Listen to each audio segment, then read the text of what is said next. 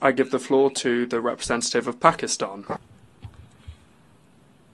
Mr. President, we are compelled to respond to a state that cannot decide whether to masquerade as the world's largest democracy or expose itself as the world's largest factory of disinformation.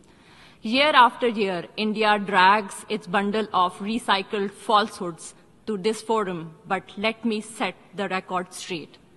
India has become the only country that practices state-sponsored terrorism as policy at home and abroad.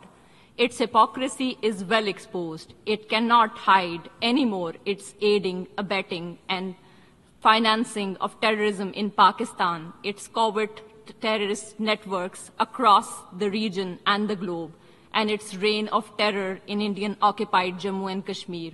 Through its proxies like TTP, BLA, and Majid Brigade, Indian-sponsored terrorism has not just claimed lives of thousands of innocent civilians in Pakistan, it has turned places of worship, learning, and livelihood into sites of carnage. Pakistan's sacrifices in the global fight against terrorism have for long been recognized by the international community. This forum certainly needs no sermon from an aggressor, occupier, and perpetrator of state-sponsored terrorism. Pakistan not only condemned, but also called for credible, impartial, and independent investigation into Pahalgam incident. If India had nothing to hide, it should have agreed to such investigations. After the incident, despite calls for restraint, dialogue, and diplomacy by the international community, India escalated the situation and committed unwarranted aggression against Pakistan from 7 to 10 May 2025, killing innocent men, women, and children. Pakistan has maintained a principled and calibrated approach before, during, and after the conflict, avoiding harm to civilian and civilian infrastructure. India's reckless brinkmanship and provocative posturing exposed its hegemonic ambitions. When its adventurism collapsed into defeat, it resorted to excuses, but the truth could not be concealed. The bubble of hubris has been burst, the myths of military might shattered, and the irrefutable evidence of Indian losses has been provided and well documented by the international community. India's holding in abeyance of the Indus Waters Treaty has unmasked it as a blatant violator of international law.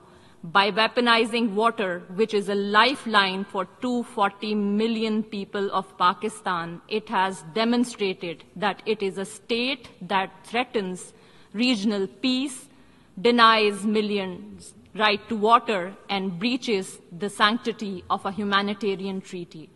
Mr. President, persecution of minorities has become state policy of RSS BJP dispensation. Muslims are lynched for their faith, Christians assaulted for their worship, Sikhs for their identity, and Dalits dehumanized for their caste.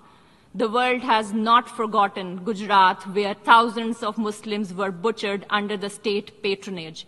Delhi, when mobs rampaged while police looked away. Manipur, where hundreds were killed and thousands were displaced. India's record is written not only in blood, but also in words. Hateful rhetoric from the highest leadership, open calls for genocide, and a pliant media feeding bigotry.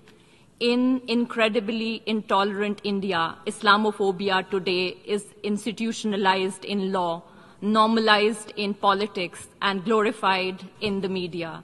Beyond its borders, India bullies neighbors, blocks regional cooperation, exports violence abroad through extrajudicial assassinations, and funds proxies to destabilize the region. This is the face of new India. Islamophobia at home, aggression abroad, with Hindutva ideology at its core. Mr. President, while denial and distortions are India's chosen weapons, no fabrication can alter a simple truth. Jammu and Kashmir is not and has never been an integral part of India. The resolutions of the Security Council declared Jammu and Kashmir as a disputed territory whose final disposition shall be decided by a free and impartial plebiscite to be conducted under the auspices of the United Nations.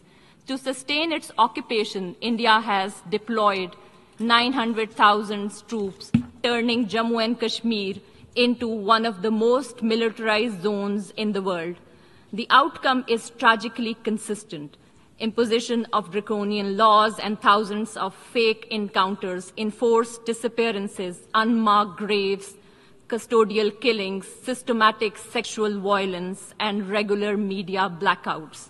Since 5 August 2019, India has accelerated its settler colonial project through unlawful demographic engineering in a territory where decolonization remains unfinished. Mr. President, unlike India, Pakistan is committed to peaceful coexistence, mutual respect, and regional stability. But we have made it absolutely clear India has no license to violate our territorial integrity and sovereignty and kill innocent civilians. If aggression is imposed on us, we will respond, and we do that with courage, resolve, and strength, as we did in Operation Banyanul Marsoos. Pakistan will continue to expose India's hypocrisy, its occupation, double standards, denial of human rights to the Kashmiris, and its disinformation war. We will not let hollowed rhetoric distract from the core issue. The people of Jammu and Kashmir deserve justice, dignity, and freedom by exercising their right to self-determination, and they shall have freedom one day. I thank you.